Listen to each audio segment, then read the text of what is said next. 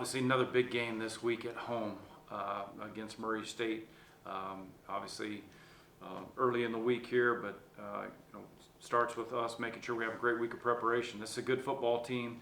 I love the way they play. When I turn the tape on, the offense, defense, special teams, I respect the way, the effort that they play with. And I know they had a couple of tough games there, starting out on the road at Texas Tech, in which their starting quarterback, DJ Williams, went down with an injury there last play of the first half.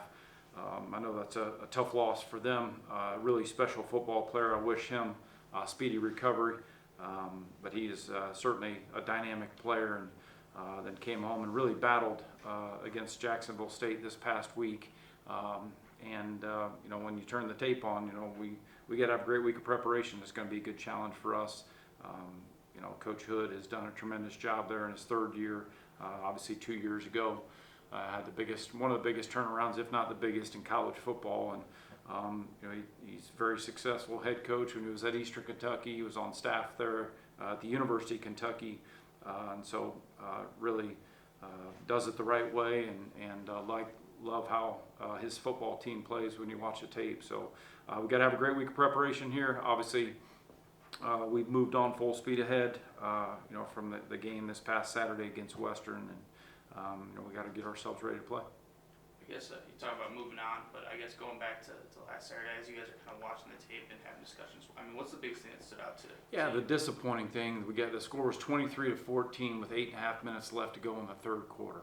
And okay, so what took place after that? I addressed this yesterday with the football team. The next 4 possessions we had on defense, we had 3 touchdowns. They gave up 3 touchdowns. The next 4 possessions we had on offense, we scored 1 touchdown.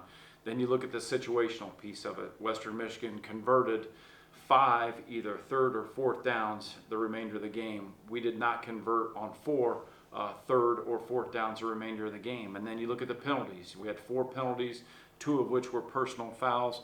One certainly was tough because Malcolm had the kick-catch interference, and his instincts took over. We know the halo rule. We know what that is, but when the ball popped up in the air, he was just trying to grab the ball. So when we get to that point and you're in that position, we need to be able to finish the game. And so there's nothing magical that needs to happen. Through 2.5 quarters of play, we played good complementary football. The game ebbs and flows. We were playing against a good football team, but it's going to come down to who can play their best football when it matters the most. And we did not play our best football when it matters the most. When you dive into the numbers, you see the 4 possessions they had offensively, the 4 possessions we had offensively. It's one little thing here or there, but that's what it comes down to. And we can say whatever we want, that, okay, we have some younger players that maybe haven't been in that position, but everybody's got those same challenges. So we got to play our best football, one play at a time. Everybody's tired late in the game. You got to dig deep. If you're tired and the heat's got you, whatever, you got to be able to dig deep. You got to be mentally tough. You got to dig deep. So, but we got to keep working on us, because we had put ourselves in a position there, but you have to be able to finish. We all know that. It's not how you start, it's how you finish. And those are things that, when you're in this conference, it's a very competitive conference from top to bottom, and we got to keep working on that. We made improvements in a lot of areas from week 1 to week 2, but we still got to keep working. We still got to keep getting better, and we're not a finished product yet. Yeah, and I think you kind of mentioned some of the penalties too, and obviously less this past week than Tennessee, but they seem to come in some key moments. I mean, how do you kind of address those? Obviously I don't tolerate. I looked at the personal foul penalties, because we got one on the interception when Jaquan, a crackback block. He didn't go to the ground. The young man he blocked did not go to the ground, but yet when they're going to have a hit where somebody can't see you coming, that's going to draw a foul. That can't happen. And then on the personal foul there, they converted on a long pass play there on third down, but then we had a personal foul on Josh Tarango there, and he came around and he just hit him in this area, and it wasn't malicious. It wasn't. But it's 34 yards of. They went from the -20 or -34 yard line or -37 all the way up to the 29-yard line, and so that's a big swing right there. It was already. It was a big pass play, and then you add 15 more yards on that. It ended up becoming a 34-yard play at that point. So I can't tolerate that. If those are repeat mistakes, then the next man will be ready to get in there and play. And so I've addressed that. It's been addressed in here. We're not going to lead the league in penalties. That's not going to happen. Through 2 weeks, we have 21. We're first in the Mid-American Conference. That's inexcusable. That's not going to happen. And so the next man will be ready to go if we continue to have, repeat guys committing some of those same penalties. Yeah, and I guess, obviously you've had Eo Hines and Jay Sean a while, but Amir made, that one-handed grab. And, through 2 weeks, he's been among the leading receivers. I mean, how impressive have you been with him and just how quickly he's been able to kind of grasp this offense? Yeah, and you give him a ton of credit because he came in the summertime. He graduated first from Vanderbilt, and he got here in the summertime. So to be able to pick up what we're doing offensively and really invest in making sure I try to get on the same page and, with the receivers, try to get on the same page with John. I think it's been really impressive to see what he's done. Obviously, he was well aware of Eo Hines, well aware of Jay Sean, but he wanted to come in and play whatever his role was. And so you got to give him credit because, he's had some opportunities through 2 weeks to make some plays, and he's made them. And it was an unbelievable catch the other day on the touchdown. And, first John did a great job of giving him an opportunity, but he made that look easy, and that was certainly a hard one-handed catch, but he made that look easy, and he just hit it in stride and finished the deal. So, but he'll tell you too, just like he's not finished product yet, continuing to work, continuing to get more confident with the offense so that he can play fast, and we continue to expand his role. Yeah, and then last thing for me, obviously in the first half you guys had 3 field goals there where, obviously you want touchdowns out of those. I mean, how do you kind of approach the offense and, I guess not reminding them to finish, but how do you kind of instill, that we've got to finish? We got it. There's no question, because I look at when we got down there, on our, we had that one drive where we went down there with tempo, and then we went down again, and we got ourselves first and goal at the 5-yard line or 4-yard line, if I'm not mistaken, and we came away with 3 points. That's unacceptable. We got to be able to get that ball in the end zone. We got to be able to get a hat on a hat. And make sure there's no defenders running free, where there's nobody leaking into our backfield and stopping the play before it gets started. And so, it's a confined space. It gets really noisy. Obviously, they're going to be trying to dent the line of scrimmage, but we got to come away with a touchdown right there. And so, coming off the field with a field goal is still a gut punch. You want to make sure you come away with points, but what had took place, a couple of the plays in that, when we got down there first and goal, wasn't a great feeling to say, all right, I feel great here on 4th and goal from the 2 or 4th and goal from the 2.5 to say, let's go for it. We needed to make sure that we came away with some points right there. So we got to finish that. It's a mindset, it's a mentality, and we got to be able to finish that off. Coach, despite the loss, how does that first MAC game serve as a barometer for how good your team is going to be in the MAC this year? I believe in our team. I really, really do. And I think we got a chance to be a really good football team, but we got to continue to work on us. We played against a good team.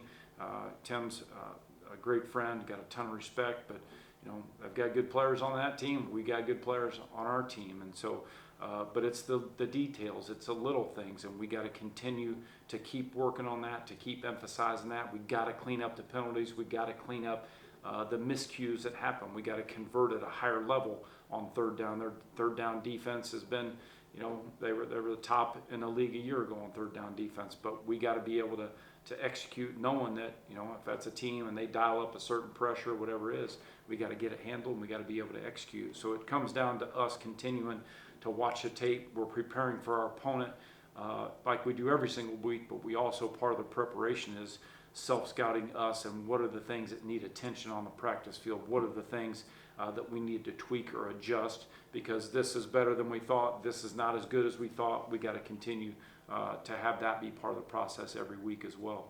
You talked about it overall with the offense needing to score in the red zone, but Murray State's one of the top in the FCS in red zone defense. You talk about the hat on hat, you talk about making sure nobody's on block, but specifically against Murray State's defense, how do you ensure that you win those one-on-one matchups that's, in the red zone? Sitting here on Monday, and we've obviously dove into the film starting yesterday afternoon. We started watching, obviously they've got 2 games in the bank from this year, just like we do, but you still go back and you watch last year. If there wasn't enough red zone clips from this year, then you got to go back to last year and get as many red zone clips as you can, get as many third down clips as you can. But that's all part of the process of making sure what's going to give ourselves the best chance to execute in the red zone on offense, and then on the flip side of that, what do we got to do to improve from a red zone defensive standpoint. So, but that's all the fun part of the process. When you dive into it, you start studying your opponent, and then you also want to build on what you feel like are strengths of your football team. What have you put on tape through 2 weeks? I mean, that's really good for us. We've got to keep going with it. Maybe we tweak this or tweak that, whether it's a formation, motion, whatever it is. But that's all part of the process of making sure we have the best game plan possible so our guys can go play fast and execute. On the surface level, 30 points in week 2 after just 10 in week 1. Overall, biggest improvements from week 1 to week 2 on offense. I think the balance, we're able to run the ball and do some good things throwing the ball as well. And I think for us, we want to be a balanced football team. It is, obviously having a special running back like Carson Steele. We want to get the ball in his hands as much as possible. Still feel strongly about the rest of the running backs in that room. Carson's just one of those guys that, he's a war horse, like his nickname, that's been given to him by his teammates. But we want to be balanced, and to see the number of guys that are getting their hands on the ball, whether it's in the passing game, the receivers, the tight ends, the running backs. But we got to be balanced. We got to be able to run it when we need to run it. We got to be able to throw it when we need to throw it. And I think I've been proud of John through 2 weeks here of the decision making, staying on rhythm, staying on time. Got to continue to build on having no sacks here through 2 weeks. But we still got a lot of room for improvement. Those are some things that when you look at the tape, we still got areas there where we need to get cleaned up. Thanks, Mike. Are we good? Thanks, Coach. All right, thank you. All right, I guess as you guys are kind of looking at the tape and evaluating Saturday, what's the biggest thing that stands out to you when you watch it and you guys are having kind of discussions? Yeah, I think with any game, there are always 4 or 5 you want back. I think that is from every position standpoint. If it's a route, if it's a throw, and I think even going back to the coaches on some things that we talk about of what we might have done differently in certain situations. But I think the biggest thing to take away is obviously the positives first, to staying positive, staying upbeat, staying together as a team, and especially as an offense. I think we did some good things on the ground, moving the ball well. We just got to finish it out. Obviously, 23-14, I think it was at one point, double-digit lead, and we gotta transition that, or just short of 2-possession lead. We got to transition those into wins, and that's just the reality of this conference. And we knew it was going to be a dogfight. We know every MAC game is going to be a dogfight. That's been a big emphasis for us, 1-possession game. So it was a bummer to see a lot of that work not come to fruition in our opener against a MAC team. But I still think I think all our goals are still ahead of us, and I think we're staying really positive. And I think we looked at obviously a lot of different situations in the film and what we could have done better, and we're going to address those this week. But I think overall there's a lot of good to take away from an offensive perspective. Yeah, you talk about that 9-point lead. I mean, what's it going to take, to close out some of those games and not be on the other side on the score? Yeah. Obviously, it's pretty self-explanatory. So we got to keep putting the ball in the end zone. Obviously we had a couple opportunities there, and we got a little stagnant in the third with a couple of drives. And it wasn't anything that Western necessarily did miraculous. It was we got to go out there and execute. And if we're getting man coverage, we got to win man coverage, and I got to locate the ball and do a good job of making sure I give our guys a chance to make plays. So I think it's just a couple of those drives where we kind of went stagnant, a couple 3-and-outs. We maybe got a little conservative, and I think we just need to keep the pedal to the metal and keep driving and keep trying to put the ball in the end zone. For sure. And then I guess starting out 0-2. I mean, what's the focus level like this week, or how have you seen? Is there a different mentality, I guess, coming into this week among the guys? No, I mean, I'm aware of what our record is, but at the same time, we're 0-0 to me. That's what our motto is, one at a time, and I'm totally bought into that. So we only got one game on the schedule right now, and that's Murray State, and I'm really excited to get to work and prepare for them and prepare as best I can, and can't wait to get back out there Saturday. So we're taking it one at a time, and obviously got a long season ahead. It's a marathon, not a sprint, and it's a learning process. And I think the strides that we're hitting on our offense is probably a lot earlier than some things you've seen around the country from a production standpoint. And I think that we have a lot to build on. And I think that when we're clicking on all cylinders and get the little things kind of dialed into the little things, I think we're gonna have a lot of success. Sure. And then obviously Amir makes that one-headed catch down Yeah. the sideline. What's he added to this offense, and how have you guys been able to mesh so quickly. I think you've connected like 12 times in 2 games. Yeah. Well, the thing about Amir is, first off, when he first got here, obviously I tried to do a good job of making sure he felt at home and felt welcomed and things like that. And the great thing about Amir is he's such a great person off the field. So it makes it just so much easier to be around him, to pour into him, to explain to him, and he's extremely coachable, and he's taken my leadership really well. And I think our chemistry and me with all the wide receivers starts with is they're great people off the field, and they have great character. They're fun people to be around, so I love the guy from who he is as a person, and so it's just made it that much easier on the field for us to connect and develop chemistry. And I think him bringing another element of size.